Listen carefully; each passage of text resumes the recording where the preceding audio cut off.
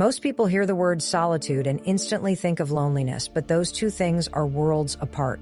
Loneliness is the pain of being disconnected, while solitude is the power of being deeply connected to yourself.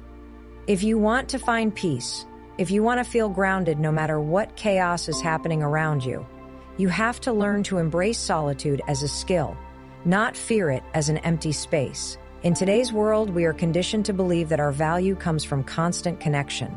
Text messages, likes, comments, calls, meetings. The moment we're alone, the discomfort kicks in. We reach for our phone, we scroll, we distract ourselves from the quiet. But here's the truth, that quiet is exactly where the answers are. When you allow yourself to sit in solitude without the need to fill every second with noise, something powerful happens. You start to hear yourself. You start to realize that there's a voice inside you that's been drowned out by the opinions, demands, and judgments of others. And that voice, it's the key to your peace. Finding peace in solitude is not about shutting out the world forever. It's about learning how to return to yourself so you can face the world with clarity. Think of it like recharging a battery. Your mind and your emotions need that time to reset, but most of us run on empty because we're never truly alone with ourselves. We confuse busyness with meaning. But what we're really doing is avoiding the discomfort of facing our own thoughts. The irony is, those thoughts, the raw, unfiltered ones, are exactly what will lead you to a life that feels more authentic. Here's where the shift starts. Reframe solitude as strength. When you choose to spend time alone intentionally, you're telling yourself, I am enough. You're showing that your own company is valuable. That's a level of self-respect most people never tap into. If you want peace, you have to build that respect. This doesn't happen overnight. At first, it may feel uncomfortable. You might notice feelings you've been ignoring. You might get restless. That's okay. That's part of the process. Your mind is detoxing from constant stimulation, and like any detox, it's going to feel strange before it feels good. Once you've reframed solitude, the next step is mastering the art of self-connection. This means asking yourself real questions without rushing to find an answer. What do I really want? What am I avoiding? What matters to me right now? You're not interrogating yourself, you're listening. This is why solitude is so powerful. There's no one else to perform for, no one else to convince. You're just you, in the rawest form, and when you can accept that version of yourself, peace becomes the natural byproduct. To make solitude a consistent source of peace, you have to create a ritual around it. That could be something as simple as taking a 20-minute walk every morning without your phone, sitting in a park and journaling, or meditating in silence before bed.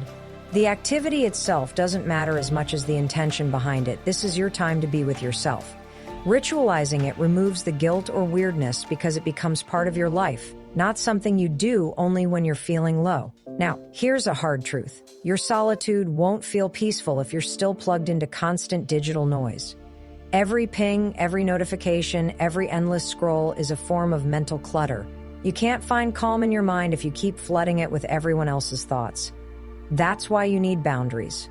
Turn off the notifications during your alone time. Let people wait. The world will survive without your instant reply. More importantly, you'll start to realize that your worth is not dependent on your availability. Finally, understand that solitude is not just for rest, it's for growth. This is your chance to learn something new, brainstorm ideas, visualize your future, or simply sit in gratitude for what you already have. When you start seeing solitude as a space for creation instead of emptiness, your relationship with it transforms. You stop fearing it. You start craving it. And in that craving, in that intentional choice to be alone, you'll find the peace you've been searching for. Not because the world quieted down, but because you did. Peace in solitude doesn't happen by accident. It's something you create with intention. We live in a culture that rewards speed, noise, and constant engagement. The second there's silence, we feel uneasy because we've trained our minds to expect stimulation every waking moment. But solitude is the exact opposite of that. It's an intentional slowing down, a conscious choice to create a gap between the demands of life and your inner world. And when you learn how to honor that gap, you begin to realize that peace isn't about escaping your problems. It's about creating the mental space to see them differently. The first step is to change your relationship with being alone. Most people think solitude means isolation, but that's not true. Isolation is when you're cut off and disconnected in a way that harms you. Solitude is when you're connected to yourself in a way that strengthens you. The reason solitude feels uncomfortable at first is because it forces you to sit with your own thoughts without distraction. You hear your fears, you hear your doubts, you notice the self-talk you've been ignoring. And while that can feel confronting, it's also the doorway to real inner peace, because you can't heal what you refuse to acknowledge. One of the most powerful things about solitude is that it helps you recalibrate your emotional energy. Think about it. When you're constantly surrounded by people, conversations, and social media updates, you're absorbing an incredible amount of external noise. Even if you don't realize it, you're carrying other people's opinions, moods, and expectations in your head. That leaves very little room for your own voice. Solitude gives you that room back. It allows you to filter out the noise and reconnect with what you truly believe, feel, and want. And the more you practice it, the more you'll notice that your sense of peace no longer depends on whether the outside world is calm. It comes from within. Creating peace in solitude also means being intentional about how you spend that time. Simply sitting alone but scrolling on your phone isn't solitude. That's just distraction in disguise. True solitude happens when you allow yourself to be fully present in the moment without reaching for something to fill the silence. You might sit quietly and breathe, go for a slow walk in nature, write down your thoughts, or even just look out a window and notice the world without reacting to it. It's not about doing nothing, it's about doing something that connects you more deeply to yourself. But here's the catch. Your brain will resist at first. It's used to dopamine hits from constant activity and notifications. So the first few times you practice solitude, you might feel restless, bored, or even anxious. That's normal. It's not a sign that you're doing it wrong. It's a sign that you're detoxing from overstimulation. If you stick with it, you'll start to notice a shift. The quiet that once felt uncomfortable will begin to feel nourishing. The moments alone will feel less like an absence and more like a gift. And that's when you know you're starting to find peace.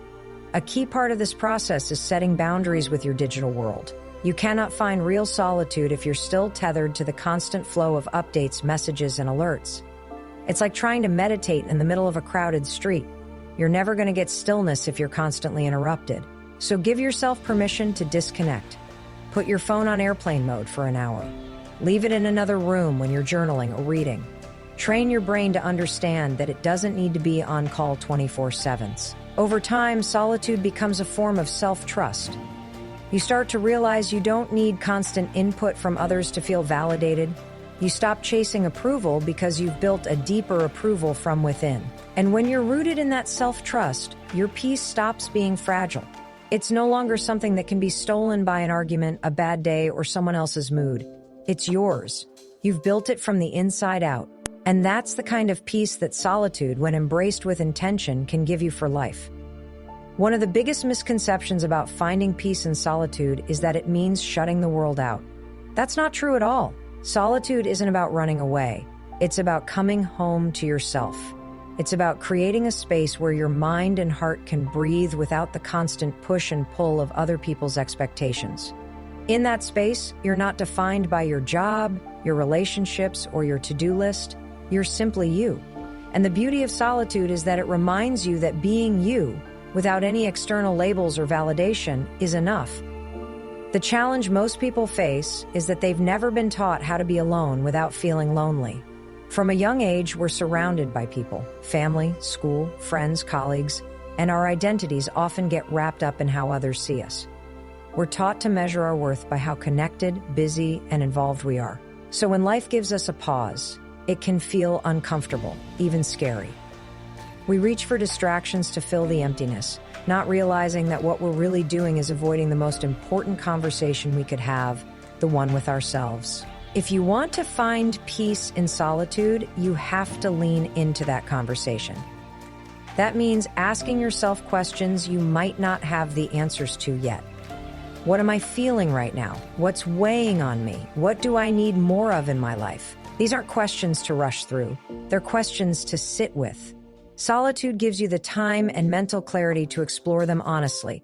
The answers won't always come quickly, but the act of asking begins to unlock something inside you. Another important truth is that peace in solitude doesn't come from what's happening around you. It comes from how you choose to engage with yourself during that time. You can be alone in a quiet room and still feel restless if your mind is racing with worry. That's why cultivating peace is an intentional practice. You might start your solitude with deep breathing to calm your nervous system, or by writing down the thoughts that are cluttering your head. Sometimes the simple act of getting your thoughts on paper can create a surprising amount of relief. Other times, you may find that physical movement, like stretching or walking, helps you process what you're feeling. The point is to use solitude as a tool, not just a backdrop. The more time you spend in true solitude, the more you begin to notice patterns about yourself. You start to see which thoughts repeat, which emotions linger, and which dreams keep resurfacing no matter how much life tries to distract you. This awareness is powerful because it gives you the chance to make changes. Maybe you realize you've been neglecting something important to you. Maybe you discover that some of the stress you carry isn't even yours. It belongs to other people's problems and opinions that you've been holding on to. Solitude gives you the clarity to sort through all of that and decide what stays and what goes. Digital disconnection plays a massive role in this process. You can't truly experience the benefits of solitude if you're constantly checking for updates or notifications. Even a quick glance at your phone pulls your mind out of the present moment and back into the noise of the outside world. When you commit to being fully present, no screens, no endless scrolling, you give your brain a break from the constant flood of information. That mental stillness is where peace begins to grow. Over time, solitude stops feeling like an empty space you need to escape from, and starts feeling like a sanctuary you get to return to. You begin to crave it because it's where you feel most grounded. It becomes the place where you recharge, think clearly, and reconnect with what matters most. And the best part? Once you've built that peace inside yourself, it doesn't vanish the moment you step back into the world. It stays with you because you've learned that real peace doesn't come from the absence of noise. It comes from the presence of self-awareness. And solitude, when embraced fully, is the most powerful way to find it. Finding peace in solitude is like learning a new language. At first, it feels foreign, but the more you practice, the more natural it becomes. In a world where we are constantly surrounded by stimulation, emails, social media, conversations, traffic, it's no wonder that being alone with our thoughts can feel intimidating. We've grown so used to looking outward for entertainment, validation, and distraction that looking inward feels unfamiliar. But solitude is not the absence of connection. It's the presence of a deeper connection to yourself. And that connection is where true peace is born. One of the most important things to understand about solitude is that it is intentional. Being alone because you have no choice can feel isolating, but choosing to be alone for the sake of your own mental and emotional health is empowering. When you make that choice, you're telling yourself, I'm worth this time. My mind matters. My peace matters. That shift in mindset is powerful because it reframes solitude from something to endure into something to embrace. It turns alone time into a gift rather than a punishment. Of course, solitude isn't always comfortable at first. Your mind may start racing, replaying conversations, worrying about the future, or dredging up old memories. That's completely normal. Most of us have never given ourselves the space to process our inner world without distraction. But here's the thing. Those moments of mental noise are actually the doorway to peace. You can't find stillness without first letting the storm pass. It's like the ocean. The waves on the surface might be rough, but if you dive deep enough, the water is calm. Solitude gives you the chance to dive deep. To make the most of solitude, it helps to create a ritual around it. This isn't about rigid rules. It's about signaling to your brain that it's time to slow down. Maybe you start your morning with 15 minutes of silence and a cup of tea. Maybe you take a walk without headphones and just let your mind wander. Maybe you write down 3 things you're grateful for at the end of each day. The activity matters less than the intention behind it.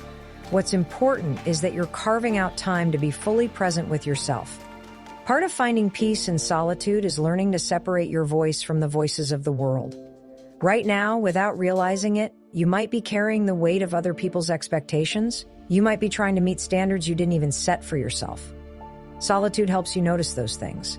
It allows you to ask, is this really what I want, or is this what I've been told I should want? That clarity is priceless. Without it, you risk living a life designed by everyone but you. Another key element is removing distractions, especially digital ones. Your mind cannot rest if it's constantly interrupted by notifications, messages, and alerts. Even if you don't respond right away, every ping pulls your attention out of the present moment. One of the simplest but most transformative habits you can develop is giving yourself tech-free time during your solitude. Leave your phone in another room. Turn off the TV. Let the quiet be truly quiet. You might be surprised by how much calmer and more focused you feel when you're not plugged into the constant stream of information. As you spend more time in solitude, you begin to notice a shift. You start to feel lighter because you're no longer carrying so much mental clutter. You begin to think more clearly because your mind finally has the space to process without interruption. You feel more grounded because you've built a stronger connection to yourself. And the more you practice, the more you'll realize that this peace isn't fragile.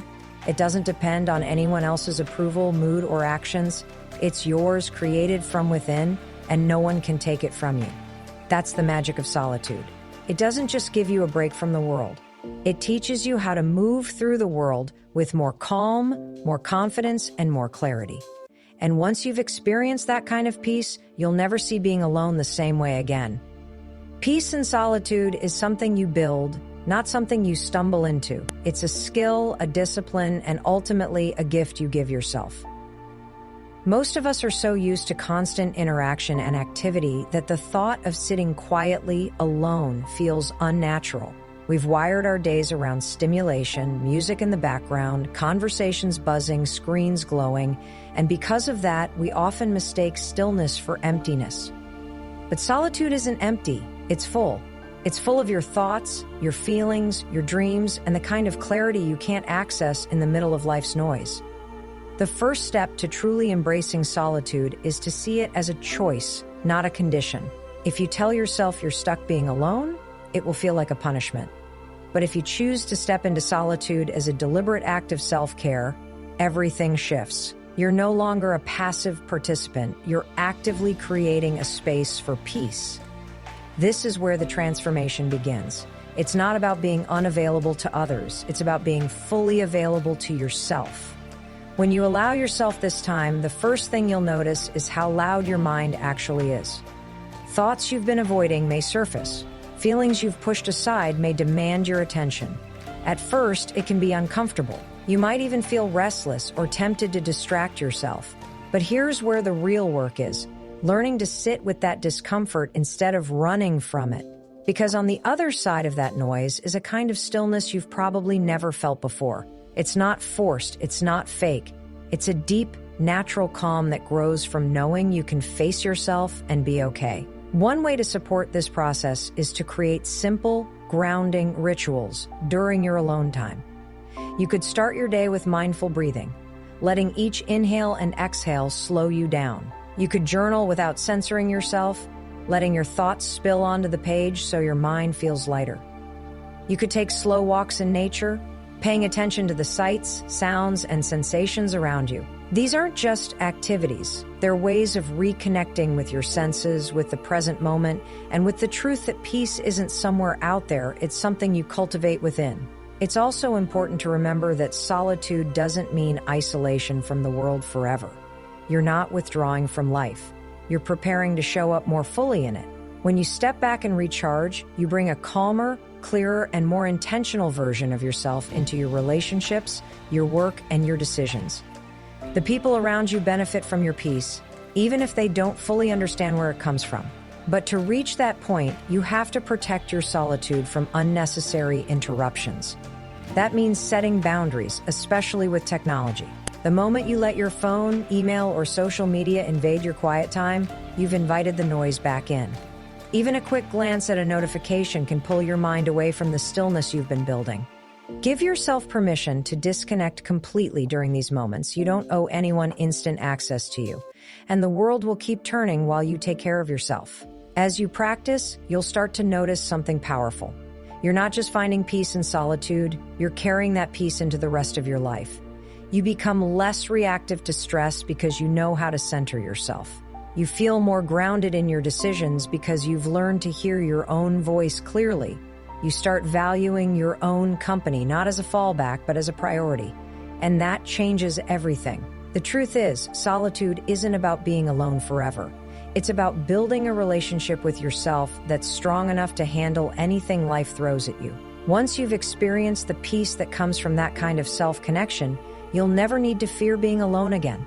Instead, you'll see solitude for what it truly is: a sanctuary, a reset button, and the most reliable source of peace you'll ever have.